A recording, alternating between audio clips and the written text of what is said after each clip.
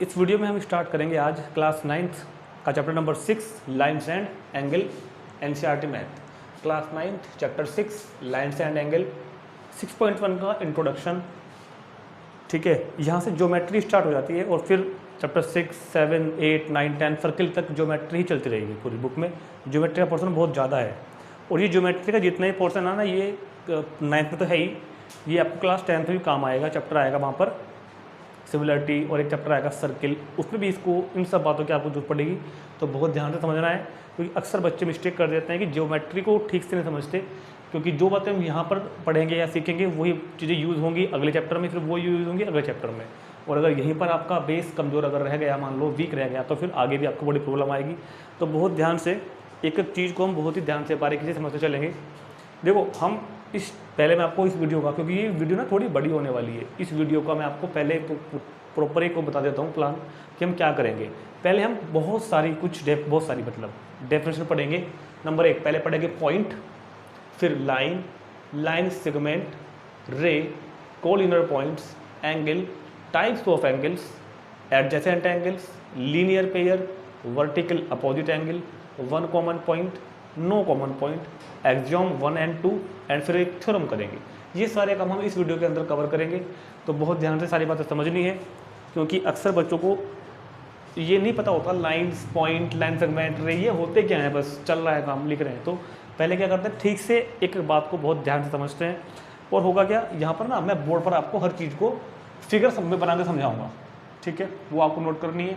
और बाकायदा आपको एक प्रॉपर लैंग्वेज के रूप में भी आपको एक पिक्चर यहाँ दिखाई देगी, जो आप नोट करते रहेंगे साथ साथ, अगर आपको उसकी लैंग्वेज चाहिए। हाँ, हमारे सिलेबस में लैंग्वेज से बेस्ड कोई क्वेश्चन आएगा नहीं, सिर्फ एक चैप्टर है यूक्लिड ज्योमेट्री वाला, उसके अलावा इसमें से जो आएगा तो क्वेश्चन ही आएगा करने के लिए। लेकिन फिर भी हमारे पास इन सब की डेफिनेशन तो होनी चाहिए ना कम से कम, तो वो सब आपके पास सामने यहाँ पर शो होती रहेगी बोर्ड पर। तो सबसे पहले हम बात करते हैं एक पॉइंट की। देखो, अब है क्या कि ये सब चीज़ें ना हमने कभी ना कभी सुनी है, पढ़ी है, लिखी भी है, देखी भी है, मगर हम इनको एक्सप्लेन नहीं कर पाते। तो सबसे पहले हम बात करते हैं पॉइंट की। पॉइंट क्या होता है? Point is a fine dot. बस एक पॉइंट क्या है? एक फाइन डॉट, जितनी भी बारीक हो सके, जितनी छोटी हो सके, उसको बोलते हैं पॉइंट। तो आप सामने देखो जरा, डेफिनेशन एक बार मैं बोल देता हूँ।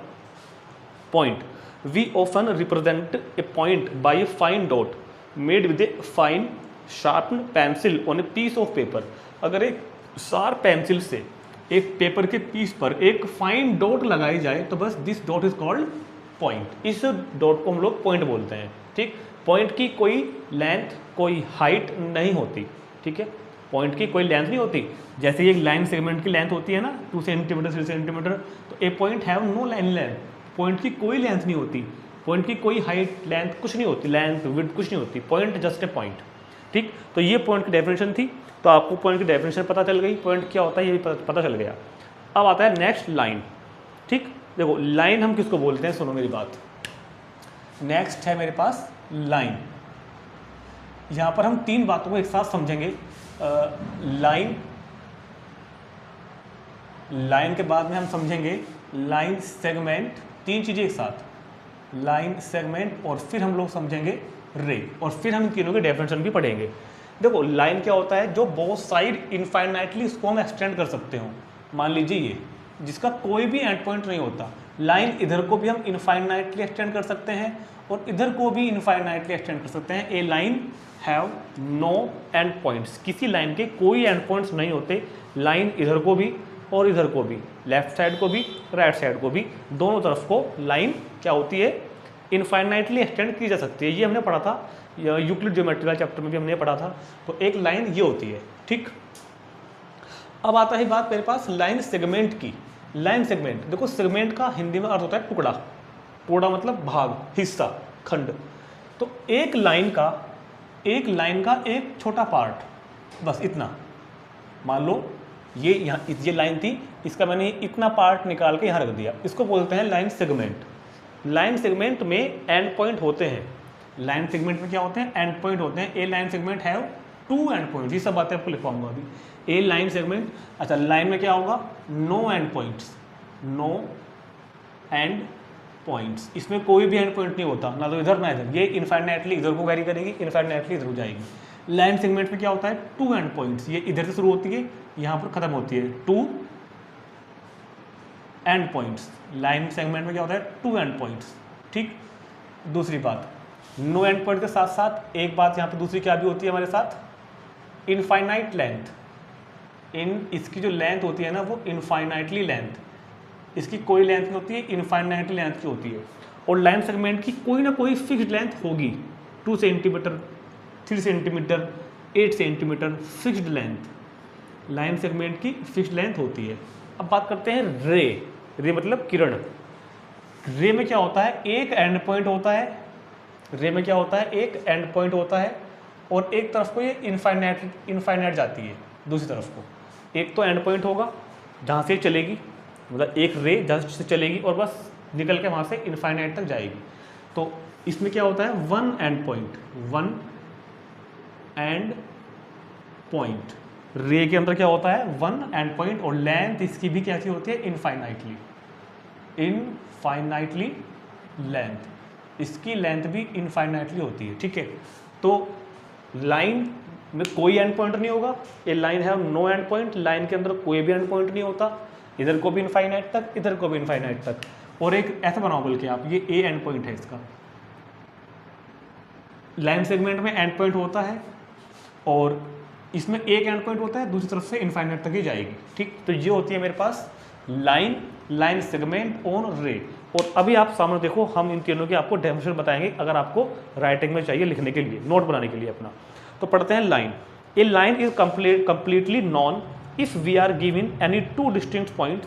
Line AB is represented by as AB. Line AB को हम रिप्रेजेंट कैसे करते हैं, AB के ऊपर बार लिख के, ऐसे, ये मार्कर नहीं चल रहा, AB के ऊपर बार बनाते हैं इस तरीके से, बार। तो ये कौन सी लाइन होगी, AB। कुछ नाम तो उसका रखना पड़ेगा ना मेरे को, तो इसका नाम क्या हो जाता है, लाइन AB। तो क्या लिखी है language, a line is completely known if we are given any 2 distinct point. अगर हमारे पास 2 डिस्टिंक्ट पॉइंट हो, उन दोनों से पास होती हुई एक लाइन जो इनफाइनाइटली इधर को जा रही है, इनफाइनाइटली इधर को जा रही है। ए लाइन और ए स्ट्रेट लाइन, नाम एक ही है, ए लाइन और ए straight line x tends indefinitely in the both direction. एक लाइन को हम इनडेफिनेटली बोथ डायरेक्शन में एक्सटेंड कर सकते हैं, जैसे मैंने आपको इधर बताया है। ठीक है, अब देखते हैं लाइन सेगमेंट। ए पार्ट और पोर्शन ऑफ ए लाइन, एक पार्ट और पोर्शन ऑफ ए लाइन, इस एक लाइन का एक छोटा पार्ट, छोटा हिस्सा या पोर्शन कहलाता है लाइन सेगमेंट। लिखा हुआ है यही, ए पार्ट और portion of a line with 2 end points, जिसके 2 एंड पॉइंट्स होंगे, ठीक है ना, is called a line segment. फिर चलते हैं ray. A part of line with 1 end point is called a ray. Ray भी एक्चुअल में लाइन का ही एक पार्ट है जो एक तरफ से एंड पॉइंट है और एक तरफ से इनफाइनाइटली जा रहा है। ठीक है, तो ये मैंने आपको तीनों डेफिनेशन बता दी है, लाइन की, लाइन सेगमेंट की और रे की, जो आप यहाँ से नोट कर लेंगे। चलो, अब एक बात और, हमारे जब हम क्वेश्चन करते हैं, जब हम कॉपी पर क्वेश्चन सोल्व करते हैं, या मैं इधर बोर्ड पे करूँगा, कहीं भी करूँगा, तो क्या कभी प्रैक्टिकल पर्पज में हम लाइन ड्रॉ कर सकते हैं क्या? हम कभी लाइन ड्रॉ करते ही नहीं है, हम कभी कर भी नहीं सकते, क्योंकि हमारी कॉपी की जो पेज की जो मेजरमेंट है, लेंथ और ब्रेथ, वो फाइनाइट है ना। कितना पेज होगा आपका, 8 इंच का, कितना चौड़ा होगा, 4-5 इंच का। मेरा बोर्ड भी ऐसे ही है ये वाला। तो हम क्या करेंगे, हम हमेशा लाइन सेगमेंट ही ड्रॉ करते हैं, हम कभी लाइन ड्रॉ करते ही नहीं है। ये लाइन, इसको आप क्या बोल लोगे, ये जो है ये क्या है?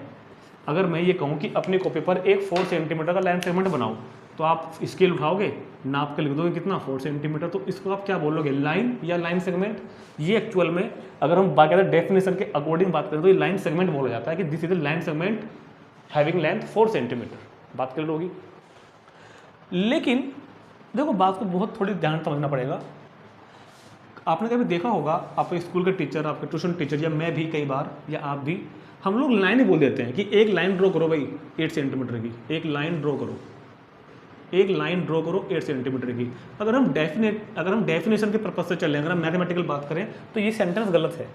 लाइन तो इनफाइनाइटली होती है ना, लाइन 8 सेंटीमीटर की कहाँ होती है?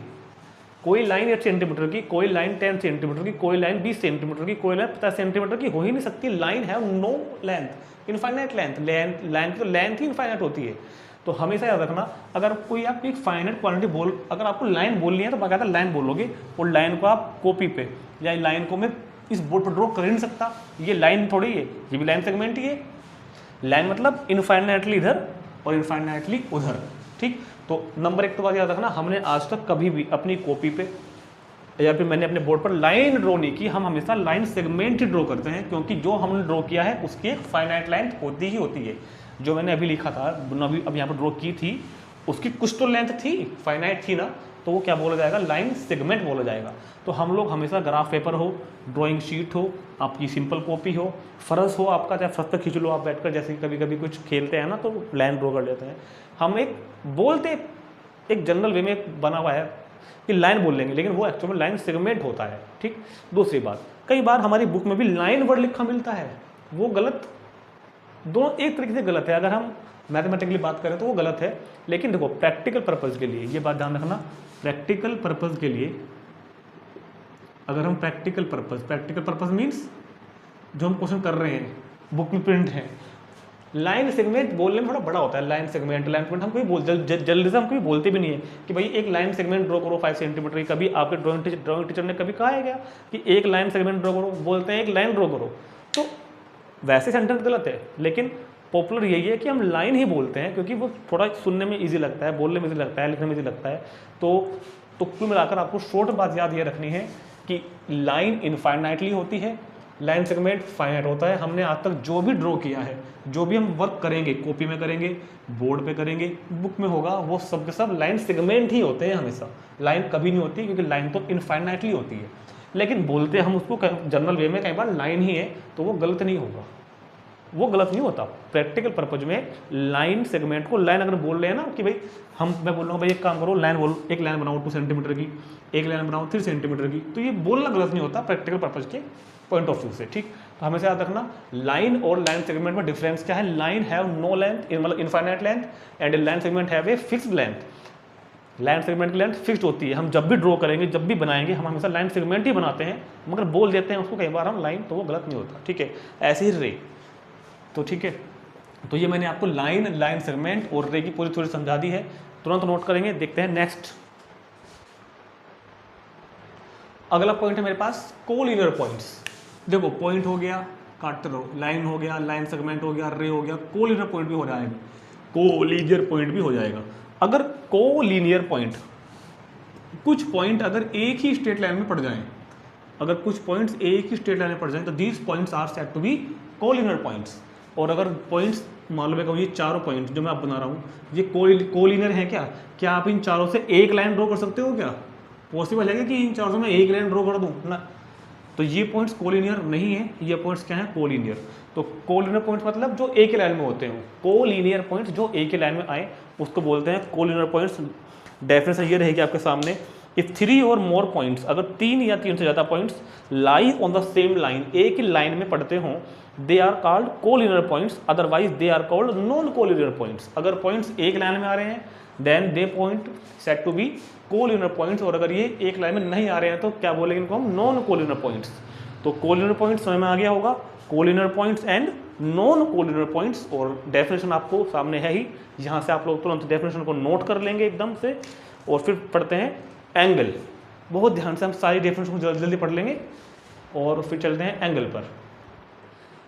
तो अगला है एंगल। अब देखो एंगल क्या होता है, एंगल हमने बनाए भी हैं, हमने सुना भी है 6th क्लास में, 7th में, 8th में बहुत बार बनाया है, लेकिन मैं जानता हूँ आपको एंगल के कुछ, अगर राइटिंग में कहो ना कि एंगल क्या होता है, लिख के बताओ, डेफिनेशन बताओ, तो पता नहीं है। वैसे कभी आता भी नहीं है, बस पता होना चाहिए, क्योंकि आपको पता है हम तो बात को पूरी पढ़ते हैं डिटेल में। एंगल देखो क्या होगा, एक होगा पॉइंट हमने आपको पहले बता दिया, और 2 होंगी रे, ये फर्स्ट रे होगी, एक होगी सेकंड रे, और इन रे का, इन दोनों रेज का जो ऑर्डिनेट पॉइंट होगा, ऑर्डिनेट मतलब जहाँ से स्टार्ट हुई है, इसको बोलते हैं ऑर्डिनेट या फिर इनिशियल पॉइंट, जहाँ से स्टार्ट हो रही है। ये लाइन नहीं है, ये लाइन सेगमेंट भी नहीं है, क्योंकि ये इधर इनफाइनाइटली जाएगी, यहाँ से स्टार्ट हुई है, तो इसको हम रे बोलेंगे। मान लो इसको मैंने बोल दिया रे ओ ए, और इसको मैंने बोल दिया रे ओ बी, ठीक है। तो एंगल क्या होता है, अगर मेरे पास दो रे हैं जिनका इनिशियल पॉइंट एक ही है, तो इनसे बनने वाली जो ये शेप है इसको बोलते हैं हम एंगल ए ओ बी। और जब भी हम कोई एंगल लिखते हैं तो जहाँ पर एंगल बनता है ना, वो पॉइंट बीच में आता है, और ये वाला जहाँ ए ओ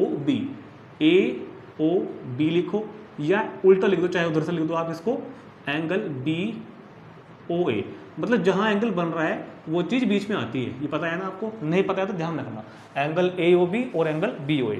और इसकी जो डेफिनेशन होती है, एक मिनट और, जो ये O है इसको बोल देते हैं हम लोग इनिशियल पॉइंट, और इस एंगल को इसको बोलते हैं वर्टेक्स, कि ये इस एंगल का वर्टेक्स है।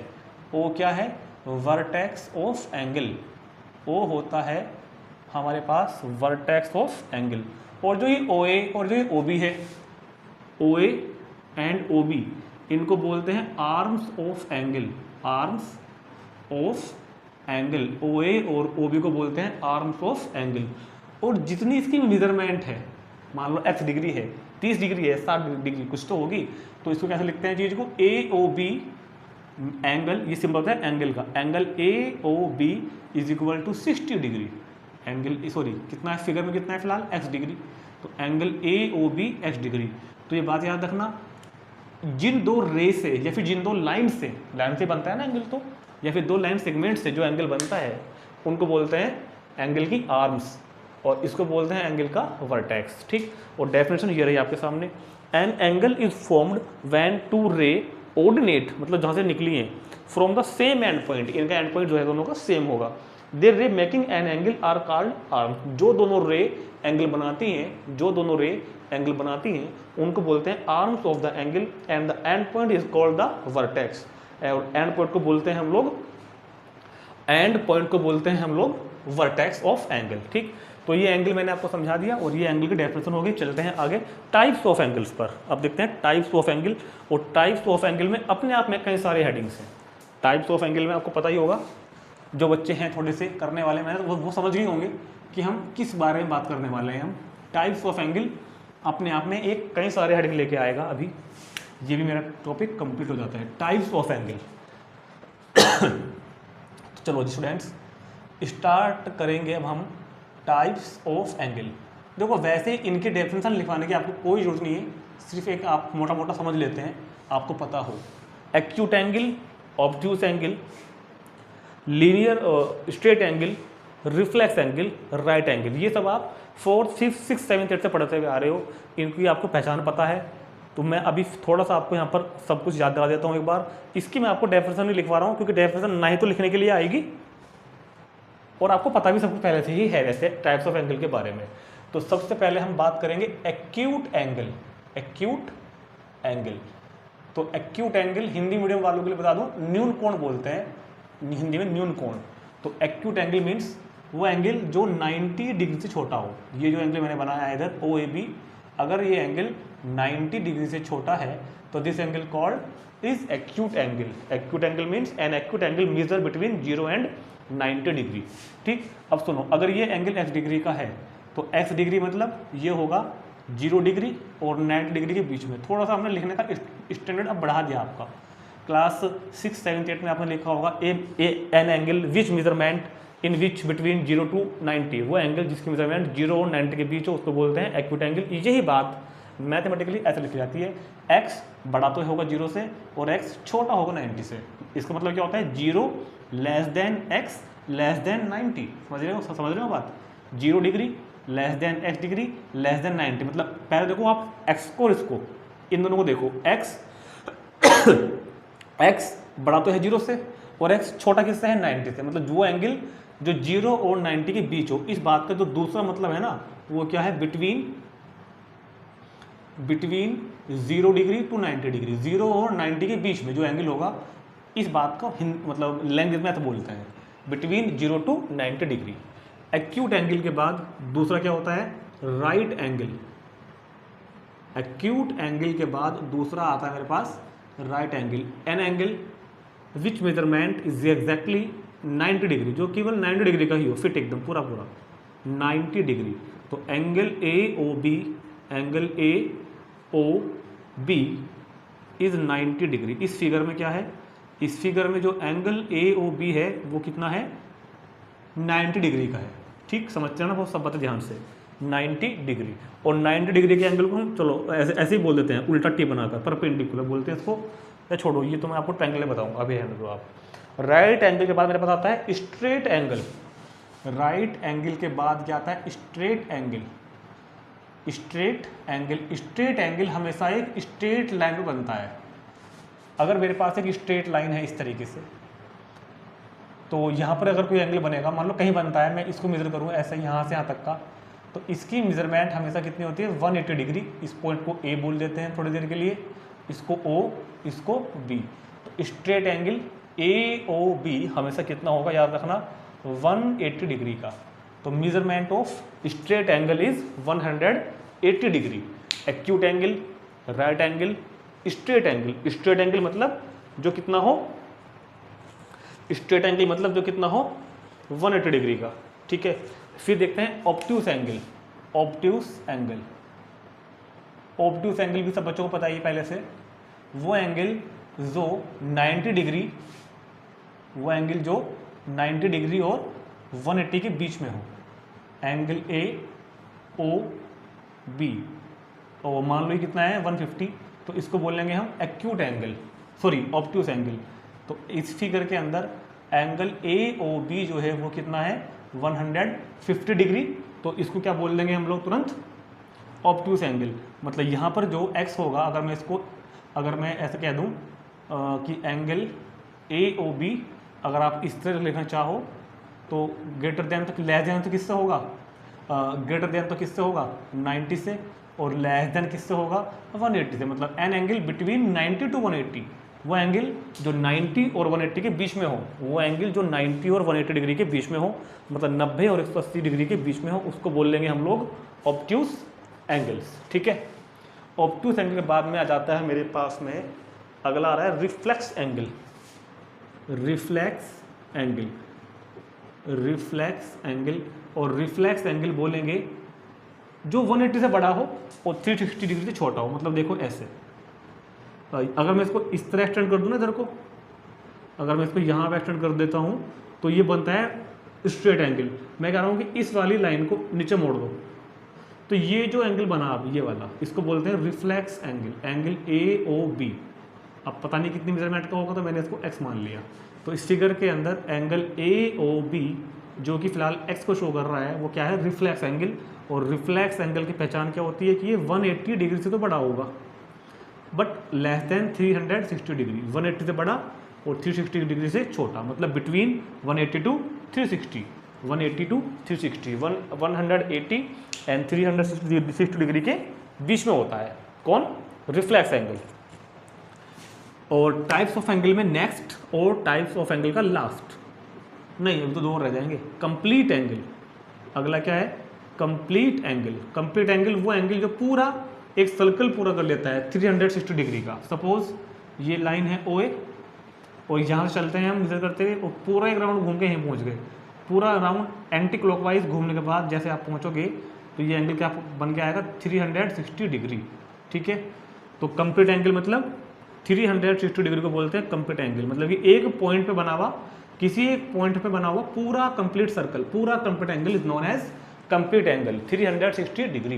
तो ये हो गया है टाइप्स ऑफ एंगल में। एक्यूट एंगल जो 0 और 90 के बीच में हो, राइट एंगल जो 90 का हो, स्ट्रेट एंगल जो 180 डिग्री का हो, ऑब्ट्यूस एंगल जो 90 और 180 के बीच में हो, रिफ्लेक्स एंगल जो 180 और 360 डिग्री के बीच में हो, कंप्लीट एंगल जो 360 डिग्री का ही हो। ठीक है, ये सब आपको अच्छी तरह से पता होना चाहिए कि कौन सा एंगल किस तरह का होता है। तुरंत नोट करेंगे और फिर देखते हैं next.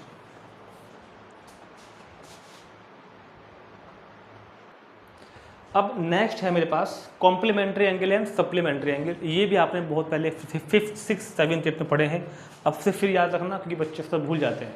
Complementary angle, two angles whose sum is 90 degree, दो एंगल जिनका सम 90 डिग्री हो, क्या बोलेंगे उनको हम, complementary angle. And supplementary angles, two angles whose sum is 180 degree, जिन दो एंगल का सम 180 होगा उनको बोलते हैं सप्लीमेंट्री एंगल। तो जिन दो एंगल का सम 90 डिग्री उनको बोलते हैं कॉम्प्लीमेंट्री एंगल। एंड अगर दो एंगल का सम 180 है तो उनको क्या बोलेंगे हम, सप्लीमेंट्री एंगल्स। ठीक है, थोड़ा सा और समझते हैं बात को। मान लीजिए ये मैंने कहा दिस एन एंगल 30 डिग्री, ये एंगल कितना है 30 डिग्री, और ये एंगल कितना है 60 डिग्री। तो देखो क्योंकि दोनों का सम 90 है ना, तो इनको हम क्या बोलेंगे, कॉम्प्लीमेंट्री एंगल। मान लीजिए कभी कोई फिगर इस तरह से है एक्स वाई मान लो, ठीक है, या छोड़ो, हम ए भी ले रहे थे ना, ए बी, और ये हमको पता है कि ये 90 का एंगल बना हुआ है, बीच में हमने कोई एंगल डाल दिया। अब हमको इन दोनों एंगल की मेजरमेंट नहीं पता, थोड़ा सा स्टैंडर्ड बढ़ाएंगे ना अपनी चीज़ों का भैया, हमें इनकी मेजरमेंट नहीं पता, हमको पता है कि ये एक्स है और ये बाकी का जो ऊपर का पार्ट है ये वाई है। तो क्या एक्स और वाई कॉम्प्लीमेंट्री होंगे? हमको एक्स वाई की मेजरमेंट नहीं पता सेपरेटली, ना तो पता एक्स कितने का है ना ही पता वाई कितने का है। हाँ, इतना पता है कि ये इतना एक्स है उतना वाई है। तो लेकिन ये फिगर्स तो क्लियर हो ही रहा है ना, क्योंकि यहाँ पर अगर हम बहुत ही ध्यान से देखें तो एक्स प्लस वाई आएगा तो 90, चाहे एक्स वाई हो कुछ भी, ठीक, क्योंकि दोनों मिलके 90 बना रहे हैं। तो हम क्या बोलेंगे, एक्स एंड वाई, हम क्या बोलेंगे यहाँ पर, x and angle y are complementary angle, प्रो लिखना, angle x and y are complementary angle. तो कॉम्प्लीमेंट्री एंगल दोनों अलग अलग भी हो सकते हैं और एक फिगर में भी हो सकते हैं। मुझे केवल ये बात समझानी थी कि कॉम्प्लीमेंट्री एंगल दोनों अलग अलग फिगर में हो सकते हैं या फिर एक फिगर में भी हो सकते हैं। अब देखते हैं सप्लीमेंट्री एंगल्स। अब क्या देखते हैं हम, supplementary angle whose sum is 180 degree. मान लीजिएगा आप ये मान लो ये एंगल कितने का है, 60 डिग्री का है, और ये एंगल मेरे पास 120 डिग्री का है। 120 डिग्री का एंगल कौन सा हो गया, ये वाला। तो क्योंकि देखो दोनों का सम कितना आएगा 180, तो इनको हम बोलेंगे सप्लीमेंट्री एंगल्स, ठीक। तो दोनों सप्लीमेंट्री एंगल्स अलग अलग फिगर में हो सकते हैं और एक फिगर में भी हो सकते हैं। मान लो ये तो कितना है मेरे पास 120 और ये कितना है 60, तो हम क्या बोलेंगे कि दोनों एंगल, इधर वाला एंगल और इधर वाला एंगल सप्लीमेंट्री है। या कई बार हमको इनकी मेजरमेंट नहीं पता है मान लो, लेकिन हाँ ये पता है कि ये एक्स है और ये वाई है, तो हमको दिख तो रहा है ना कि एक्स और वाई प्लस हो गया 180 आएगा। तो क्योंकि यहाँ पर एक्स और वाई का जो सम आएगा वो कितना आएगा 180, तो क्या लिखेंगे हम, angle x and angle y are both supplementary angle, are both क्या होंगे, सप्लीमेंट्री एंगल्स, ठीक। तो ये complementary angle and supplementary angle का टॉपिक भी कंप्लीट हो गया है, तुरंत नोट करेंगे जल्दी से और चलते हैं नेक्स्ट पर। तो टाइप्स ऑफ एंगल्स भी कंप्लीट हो गया। अब क्या आता है मेरे पास आगे, एडजेसेंट एंगल। लेकिन अभी मैं आपको एडजेसेंट नहीं बता रहा हूँ, पहले बताऊंगा लीनियर पेयर। लीनियर पेयर, क्योंकि मेरे को लीनियर पेयर के साथ साथ सप्लीमेंट्री में एक बात और समझानी है, इस वजह से मैंने उसको यहाँ से रफ भी नहीं किया है अभी। उसके बाद वापस आएंगे एडजेसेंट एंगल पर। तो देखते हैं लीनियर पेयर आखिर क्या होता है और लीनियर पेयर का क्या लेना देना होगा सप्लीमेंट्री एंगल से, जिसकी वजह से मैंने अभी इसको रफ नहीं किया है। तो लीनियर पेयर देखो क्या बोल रहा है, ये 2 angles form a linear pair. और ये लीनियर पेयर आप बहुत अच्छी तरह समझ लेना। लीनियर पेयर में जो बातें मैं बताऊंगा ये हम कई सारे क्वेश्चन में, कई सारे एग्जाम्पल चैप्टर 6, 7, 8, 9, 10 और क्लास 10th में जाकर भी लगभग, मतलब क्या बताऊँ कि कितने बार इस चीज़ को हम यूज करेंगे। लीनियर पेयर कहीं भी कभी भी यूज हो सकता है किसी भी टॉपिक के अंदर, चाहे सर्कल कर रहे हो, क्वाड्रिलेटरल कर रहे हो, ट्रायंगल कर रहे हो, तो इसको आप अच्छे से समझ लेना लीनियर पेयर क्या होता है। तो देखो लीनियर पेयर की क्या बात है, लीनियर पेयर में क्या होगा, 2 angle form a linear pair, 2 angle मिलकर एक लीनियर पेयर बनाएंगे। 2 एंगल मिलकर एक क्या बनाएंगे, लीनियर पेयर। शर्त क्या होगी, if there non common arm, जो उनकी नॉन कॉमन आर्म है, फॉर्म ए स्ट्रेट लाइन, अगर उनकी नॉन कॉमन आर्म एक स्ट्रेट लाइन की फॉर्म में हो। कैसे देखते हैं, सपोज करते हैं ये क्या हो गया भाई, सपोज किया मैंने, सपोज किया ये कोई एंगल है, ये कोई फिगर देखो, फिगर को कंसिडर करते हैं कि ये हो गया ए, ये हो गया सी, ये हो गया इधर बी, ये है। तो ये एक एंगल है मान लो एक्स का और ये एक एंगल कौन है मान लो वाई का, ठीक होगी बात। अब आप मेरे को बताओ, अगर मैं यहाँ से एंगल ए और बी को थोड़ा सा आप थोड़ी देर के लिए अलग निकाल दूँ, थोड़ी देर के लिए अलग निकाल दूँ ए और बी को, और थोड़ी देर के लिए इससे थोड़ा सा हल्का सा टच करके बी और सी को अलग निकाल देता हूँ, बी और सी को भी अलग कर देता हूँ, तो आपको क्या फील हो रहा है फिलहाल वो बताओ। ये कौन था एक्स, ये कौन था वाई। जो ओ बी है ना, ओ बी देखो, ओ बी दोनों में कॉमन आर्म है। ओ बी क्या है, दोनों में कॉमन आर्म, यहाँ लिख देते हैं थोड़ी देर के लिए। ओ बी क्या है, दोनों में कॉमन आर्म। इनकी नॉन कॉमन आर्म कौन कौन है, ओ ए और ओ सी। ओ ए और ओ सी क्या है, दोनों की non common arm. O A और ओ सी कौन है, नॉन कॉमन आर्म। तो अगर 2 एंगल्स की जो नॉन कॉमन आर्म है वो मिलके एक स्ट्रेट लाइन बना दे, देखो जरा, इस वाले एंगल की नॉन कॉमन आर्म में कौन बोली जाएगी, ओ ए, और इस एंगल के लिए नॉन कॉमन आर्म कौन बोली जाएगी, OC। तो क्या ये मिलके एक स्ट्रेट लाइन बना रहे हैं क्या, देखना बहुत ध्यान से जरा। अगर मैं OC, अगर मैं इस फिगर को वापस इस तरह पर जोड़ दूँ तो ये चीज़ बन जाएगी ना भाई, OB और OB तो कॉमन है, OA कहाँ जुड़ जाएगी जाके, OC के साथ, ऐसे भाई इसको इसके ऊपर ऐसे लगा दो ना जाके, इस O को खिसका के यहाँ ज्वाइन कर दो, तो OC और OA क्या बन जाएगा, AOC स्ट्रेट लाइन, और OB तो दोनों में कॉमन था, OB तो OB को ओवरलैप कर देगी तुरंत जा करके। तो अगर किन्हीं दो एंगल की non common arm form straight line, एक स्ट्रेट लाइन बना रही है, तो हम बोलते हैं कि ये दोनों एंगल लीनियर पेयर बना रहे हैं, ठीक है। तो इसको बात को नोट कर लेंगे।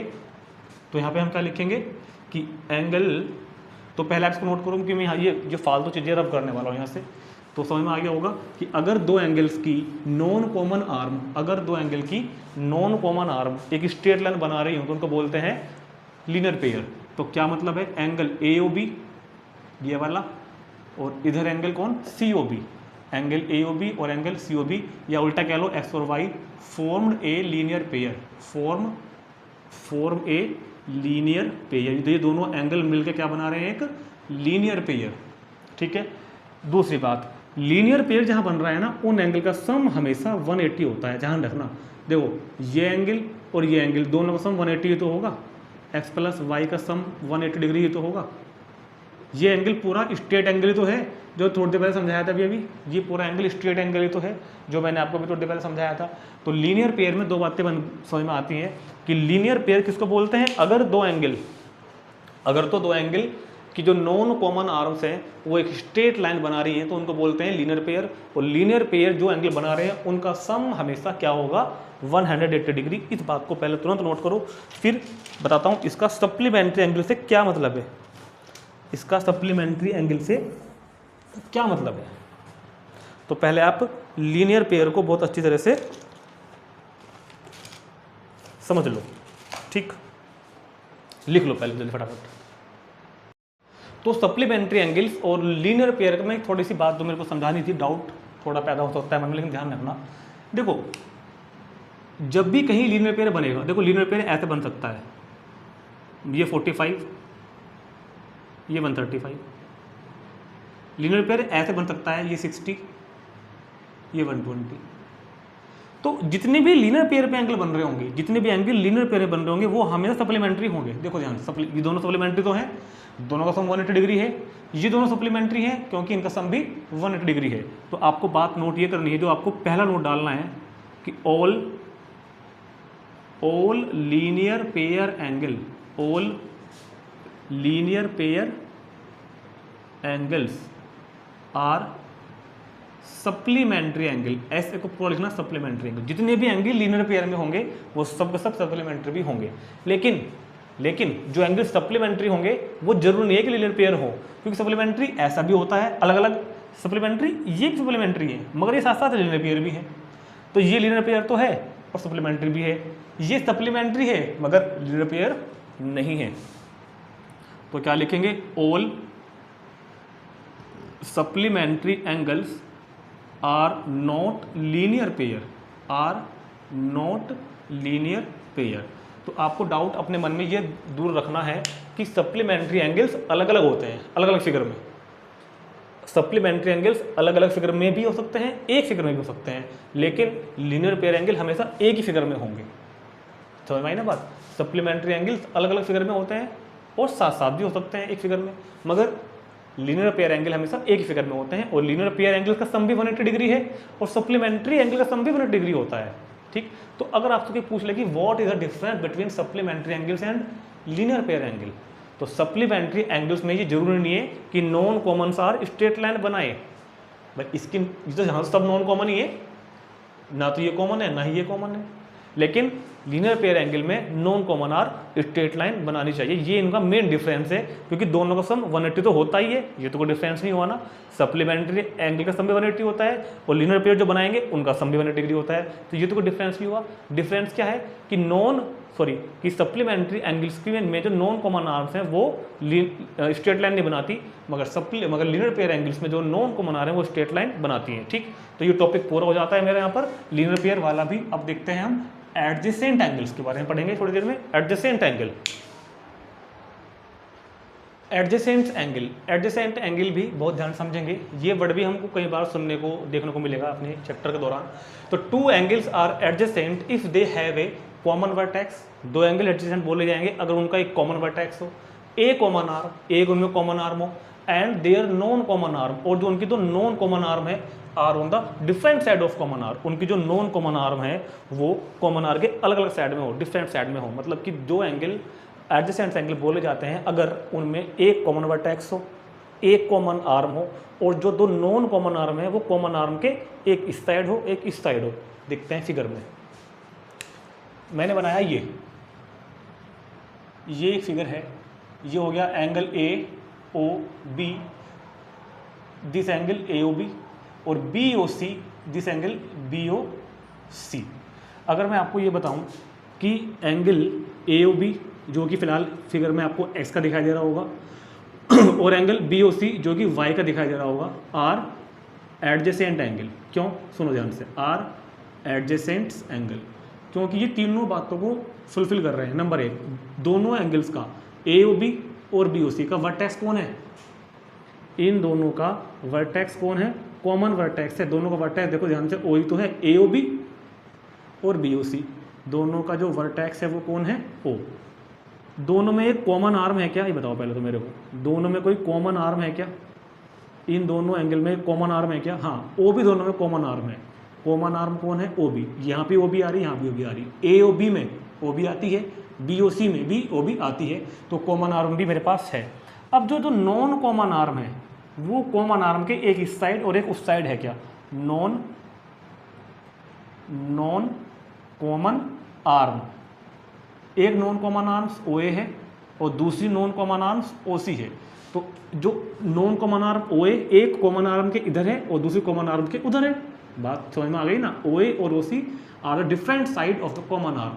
तो two angles are adjacent if they have a common vertex, a common arm and their non common arms are the different side of the common arm। अलग अलग होनी चाहिए। तो सारी बातें यहाँ फुलफिल हो रही थी। तो हम x और y को क्या बोल लेंगे कि ये जो दोनों हैं x और y ये यहाँ पर एडजेसेंट एंगल हैं, एडजेसेंट एंगल्स हैं। ठीक, समझ में आ गई होगी बात। अब अगर ये एडजेसेंट एंगल हैं तो कौन से एंगल ऐसे हैं जो एडजेसेंट नहीं है, वो भी देखते हैं फिगर में एक बार, क्योंकि आपको कंफ्यूज करने के लिए क्वेश्चन आएगा बुक में।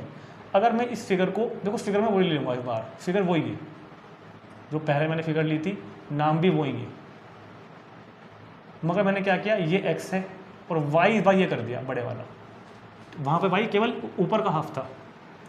तो इस बार जो एंगल AOB है वो x का है और जो एंगल AOC है AOC वो y का है। अब आप कहोगे कि दोनों का वर्टेक्स तो कॉमन है, बिल्कुल ठीक, दोनों का वर्टेक्स तो कौन है? कॉमन, ओ दोनं में कौन है? कॉमन वर्टेक्स, दोनों में ओ तो कॉमन है, कॉमन वर्टेक्स, पहले बात फुलफिल होती है।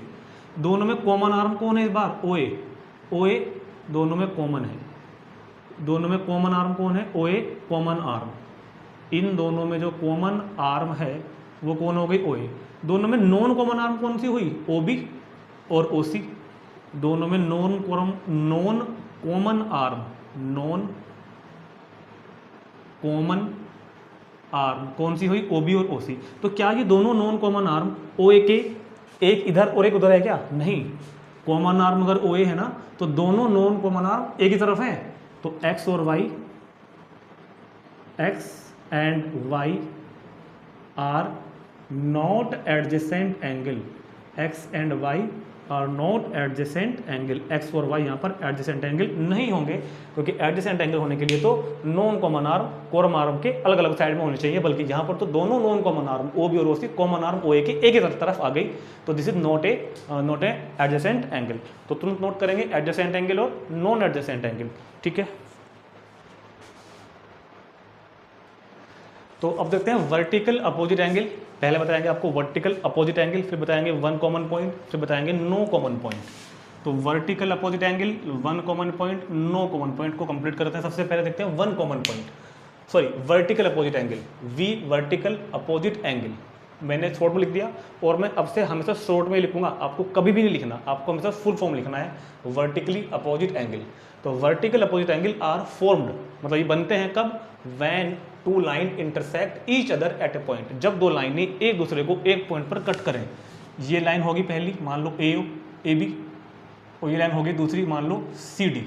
जब दो लाइनें एक दूसरे को एक पॉइंट पर कट करेंगी तो हमेशा क्या बनेंगे, वर्टिकली अपोजिट एंगल, मतलब कि आगे पीछे के एंगल। देखो यहाँ पर ध्यान से, ये वाला और इसके जस्ट पीछे जो दिखाई दे रहा है, अगर इस पॉइंट को मैं O बोल दूं तो एंगल AOD के साथ वर्टिकल अपोजिट कौन बैठ रहा है, उसके इसके जस्ट पीछे वाला BOC एंड BOC, ये दोनों क्या है, आर वर्टिकल अपोजिट एंगल। एक तो ये वाला पेयर बनेगा वर्टिकल अपोजिट का, दूसरा पेयर क्या बनेगा, इधर भी बैठ रहा है ना ऐसे ही, ये वाला पेयर और ये वाला पेयर, मतलब एंगल BOD, और जो इसके अपोजिट साइड में है, अपोजिट साइड में कौन है, एंगल COE। तो इनको बोलते हैं वर्टिकल अपोजिट एंगल। जब भी दो लाइन एक दूसरे को कट करेंगी तो जो एंगल एक दूसरे के अपोजिट साइड में दिख रहे हैं उनको बोलते हैं vertical opposite angle, angle AOD और एंगल BOC। ऐसे ही दूसरा पेयर क्या बनेगा, एंगल BOD और इधर बनेगा एंगल COE। तो ये पेयर पहला पेयर है वर्टिकल अपोजिट एंगल का, और ये पेयर दूसरा पेयर है वर्टिकल अपोजिट एंगल का। तो वर्टिकल अपोजिट एंगल इनको बोलते हैं। ठीक, जो हम बाद में ये थ्योरम करेंगे ना, ये हम वर्टिकल अपोजिट एंगल के ऊपर ही करेंगे थोड़ी देर बाद। अब से पहले देखते हैं वन कॉमन पॉइंट और फिर देखते हैं नो कॉमन पॉइंट। देखो अगर दो लाइन इंटरसेक्ट कर रही हैं तो बस यहाँ पे एक कंसेप्ट समझना है, कुछ है नहीं इसके अंदर। अगर दो लाइन एक दूसरे को इंटरसेक्ट कर रही हैं तो हमेशा एक कॉमन पॉइंट बनेगा। तो एक कॉमन पॉइंट कब बनता है, व्हेन टू लाइन्स इंटरसेक्ट, जब दो लाइनें इंटरसेक्ट करेंगी तो एक कॉमन पॉइंट बनेगा। Then we have a common point, तो एक कॉमन पॉइंट कब बनता है, जब दो लाइनें इंटरसेक्ट करती हैं। ठीक, नो कॉमन पॉइंट, भाई ये जो पॉइंट है दोनों कॉमन है ना, ये पॉइंट इस लाइन पर भी है, ये पॉइंट इस लाइन पर भी है, तो उसको बोलते हैं common point. This point is common point. ये जो पॉइंट है ये पॉइंट कैसा है, कॉमन पॉइंट, क्योंकि ये पॉइंट दोनों लाइनों पे आ रहा है तो बोलेंगे इसको हम common point. No common point जब दो लाइनें इंटरसेक्ट नहीं करेंगी, ये लाइनें इंटरसेक्ट नहीं करेंगी कभी भी। When two lines not be intersect, अगर दो लाइन इंटरसेक्ट नहीं करती हैं तो नो कॉमन पॉइंट। इसको हम दूसरे वर्ड में यही बोलते हैं, दैट इज पैरेलल लाइन कभी भी इंटरसेक्ट नहीं करती, पैरेलल लाइन्स। तो अगर हमारे पास कभी भी दो पैरेलल लाइन है, या फिर एक तो या तो हमारे पास या तो ये कह लो कि दो लाइन इंटरसेक्ट नहीं करती, या ये कह लो कि दोनों लाइनें पैरेलल लाइन है, तो बात एक ही है। तो हमको क्या मिलेगा, नो कॉमन पॉइंट। अगर दो लाइन्स पैरेलल हैं, या ये कहो कि दोनों लाइनें दूसरे को इंटरसेक्ट नहीं करती हैं, तो हमेशा हमको क्या मिलेगा, कोई कॉमन पॉइंट मिलेगा। इन दोनों लाइनों में कोई कॉमन पॉइंट नहीं है, इसके सारे पॉइंट अलग हैं, इसके सारे पॉइंट अलग हैं। इसको बोलते हैं नो कॉमन पॉइंट। एक बात तो याद रखना, अगर हम यहां से एक परपेंडिकुलर ड्रॉ करें पैरेलल लाइन के बीच और एक यहां पे करें तो ये हमेशा इक्वल होती है, ये बात नोट कर लेना। All perpendicular length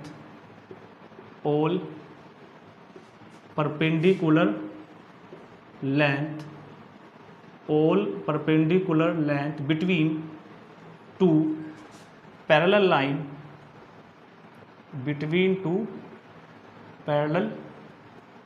lines are equal, दो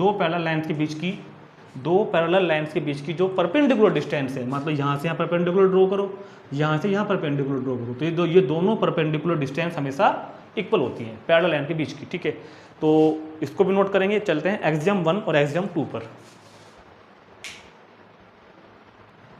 अब ये दो एक्सियम है हमारे पास, ये एक्चुअल में थ्योरम थी पहले, इनका प्रूफ भी होता था, अब इनको एक्सियम बना दिया और इनको हम क्वेश्चन में यूज करेंगे, क्योंकि इसलिए मैं बता रहा हूँ, वैसे कुछ खास नहीं है, ये हमने पहले अभी पढ़ भी ली है। ये एक तरीके से लीनियर पेयर के बारे में बात कर रहे हैं। एक्सियम 1 और 2 में क्या कर रहे हैं हम, लीनियर पेयर के बारे में बात कर रहे हैं। क्या कह रहे हैं, पढ़ो। If a ray stands on A line, ये कोई लाइन है और कोई रे इसके ऊपर स्टैंड कर रही है ऐसे, ये कोई रे है OA एक रे है जो इस लाइन पर स्टैंड कर रही है, खड़ी है मतलब। If a ray stands on the line then the sum of two adjacent angle, तो ये दो एडजेसेंट एंगल बन गए ना, एक तो ये वाला बन गया एडजेसेंट एंगल, एक दूसरा बन गया एडजेसेंट एंगल। तो इन दोनों एडजेसेंट एंगल का सम 180 डिग्री होता है। तो ये बात तो मैंने आपको लीनियर पेयर में बताई थी थोड़ी देर पहले। तो इसको वैसे इसका दूसरा नाम लीनियर पेयर एक्सियोम होता है, इसका दूसरा नाम। इस बात का दूसरा नाम क्या है शॉर्टकट में? Linear pair axiom. दोनों को बोलते हैं लीनियर पेयर एक्सियोम्स। तो if a ray stands on the line, अगर कोई रे किसी लाइन पर स्टैंड करेगी, then the sum of two adjacent angle, तो दो एडजेसेंट एंगल का सम, इस वाले का और इस वाले का सम हमेशा 180 डिग्री होगा। लीनियर पेयर एक्सियोम बोलते हैं, इसको हम क्वेश्चन में यूज भी करेंगे। ये इसका उल्टा है। इस बार कह रहा है कि अगर if the sum of two adjacent angle, अगर इन दोनों एडजेसेंट एंगल का, इस वाले का और इस वाले का सम अगर 180 डिग्री है, then the non common arms of the angle form straight line. अगर इनका सम 180 डिग्री आ गया, उल्टा है ये इसका, तो ये जो दोनों नॉन कॉमन आर्म है ये एक स्ट्रेट लाइन बनाएंगी। इसको भी क्या बोलते हैं?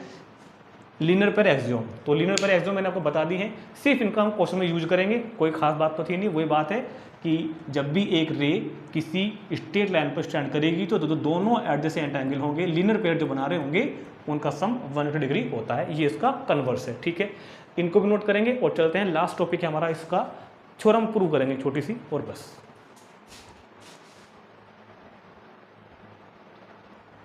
अब ये लास्ट का टॉपिक है हमारे पास, एक थ्योरम बची है। देखो इस थ्योरम को ध्यान से पढ़ लो, स्टेटमेंट क्या लिख रहा हूँ और प्रूव कैसे कर रहा हूँ। ये एग्जाम में प्रूव करने के लिए भी आ जाती है कि ये लिखा हुआ आएगा और कहेगा कि इसको प्रूव करो, तो फिर आपको प्रूव करनी पड़ेगी और इसका यूज हम क्वेश्चन में भी करेंगे, ठीक है। क्या कह रहा है पढ़ेंगे। If two line intersect each other, ये दो लाइनें हैं मेरे पास, ये दो लाइनें हैं जो एक दूसरे को इंटरसेक्ट कर रही हैं, ईच अदर। तो ये कहाँ पर करेंगे इंटरसेक्ट? पॉइंट ओ पर। ये दो लाइनें हैं जो दोनों एक दूसरे को इंटरसेक्ट कर रही हैं, ईच अदर। ये लाइन हो गई ए बी, ये लाइन क्या हो गई? C D. और अभी थोड़ी देर पहले हमने बताया था आपको कि अगर दो लाइन इंटरसेक्ट कर रही हैं तो वर्टिकल अपोजिट एंगल बनते हैं। इस वाले एंगल का वर्टिकल अपोजिट एंगल कौन होगा? ये वाला। और इस वाले एंगल का वर्टिकल अपोजिट एंगल कौन होगा? ये वाला। तो थ्योरम ये है कि ये वर्टिकल अपोजिट एंगल इक्वल होंगे। तो ये दोनों जो पेयर है ये अपने आप में इक्वल होगा, ये दोनों पेयर होंगे ये अपने आप में इक्वल होंगे। मतलब ये एंगल अपने वर्टिकल के अपोजिट होगा, सॉरी इक्वल होगा, ये एंगल अपने वर्टिकल अपोजिट के इक्वल होगा, ठीक। If two lines intersect each other, अगर दो लाइन एक दूसरे को इंटरसेक्ट करती हैं, then the vertically opposite angles are equal. तो वर्टिकल अपोजिट जो एंगल बनेंगे वो आपस में इक्वल होंगे। तो दो लाइन होगी मेरे पास ए बी और सी डी, इंटरसेक्ट करती है, मान लो पॉइंट हो गया ये वाला ओ। तो जो वर्टिकल अपोजिट एंगल बन रहा है ए ओ सी, और इसके वर्टिकल अपोजिट कौन होगा? बी ओ डी, दोनों इक्वल होंगे। दूसरा वाला भी ए ओ डी और इसके वर्टिकल अपोजिट कौन है? बी ओ सी, ये भी इक्वल होंगे, ठीक। तो थ्योरम को प्रूव करने के लिए पहले लिखते हैं हम गिवन लिखेंगे टू लाइन्स या लाइन सेगमेंट्स, टू लाइन्स। मैंने आपको लाइन्स और लाइन सेगमेंट्स का डिफरेंस समझा दिया है अच्छी तरीके से। कब कोई मीनिंग लिखने के लिए, क्वेश्चन करने के लिए कोई मतलब नहीं, कुछ भी लिख दो।